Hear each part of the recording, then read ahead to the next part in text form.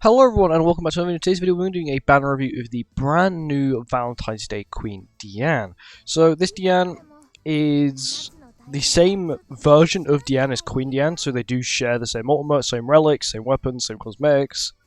So if you already have Queen Diane invested and you want to get this Queen Diane, this Valentine's Day Diane, you know, you've already got the outfits for it, which is nice.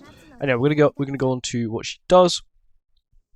First, we'll go over her passive, which is at the start of the battle, apply Mark of Love to the unit. If the unit is taking a stance, so if the unit basically uses a stance skill, increase the unit's HP related stats by 20%. If the stance is removed from the unit, apply a buff that increases critical defense by 30% for 2 turns to all allies.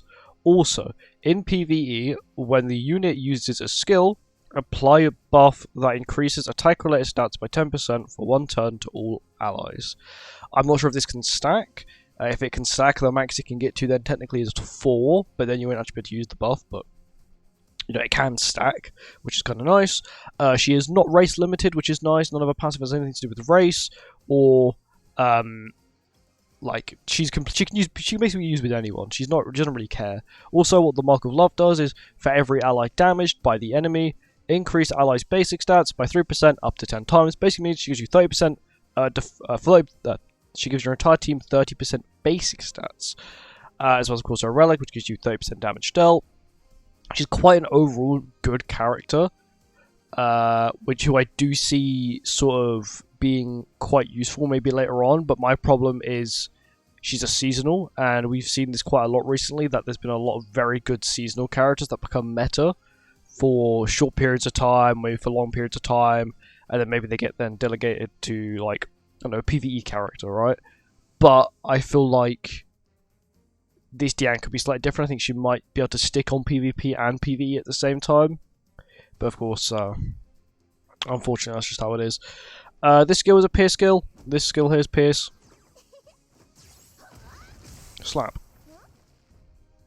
This skill's Pierce. We do get free multi, which is kind of nice. So if you're really, really lucky, you know, you can get this Diane from the free multi, and I do hope some of you guys can, especially the people who don't spend, because this Diane might be quite good, and you know, it's always nice to have quite good characters. And now on to her taunt. So her taunt is actually quite good.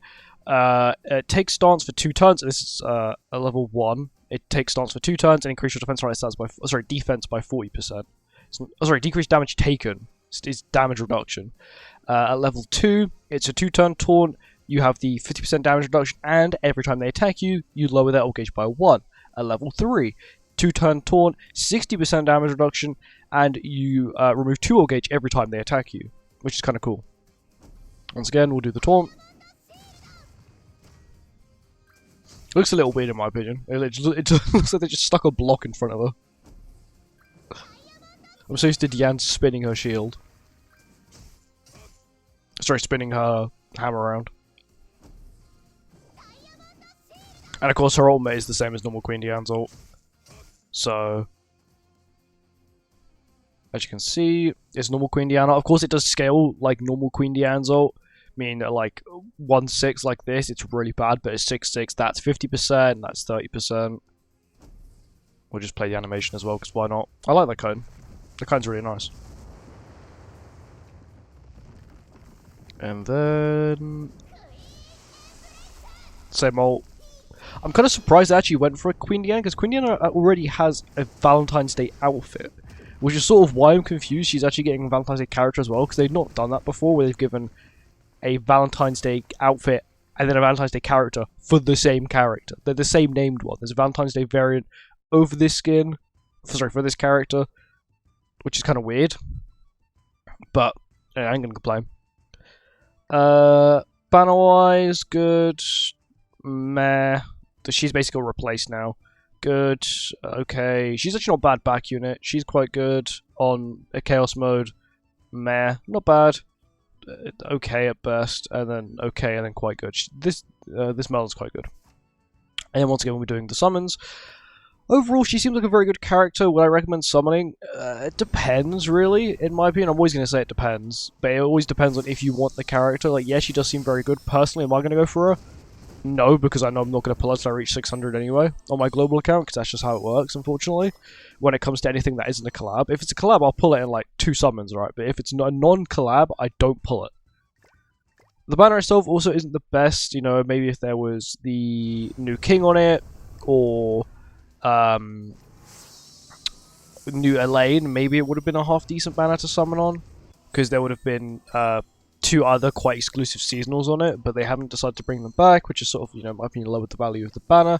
But overall, she's quite a good character, and if you're watching this, on release, Queen Diane will probably be the most broken character in Hero, oh no, not Hero Arena, whereas in Chaos mode. So if you want to farm up points really easily and you want Queen Diane anyway, well then, there you go, you know, you'll be able to farm, maybe not top 1%, because top 1% is kind of insane at the moment, but you'll definitely be able to push quite high up. And once again, in 3 multis, I got absolutely nothing. That is just my normal luck on JP. Anyway, thank you for watching the video, I hope you guys enjoyed, I'll see you in the next one, goodbye.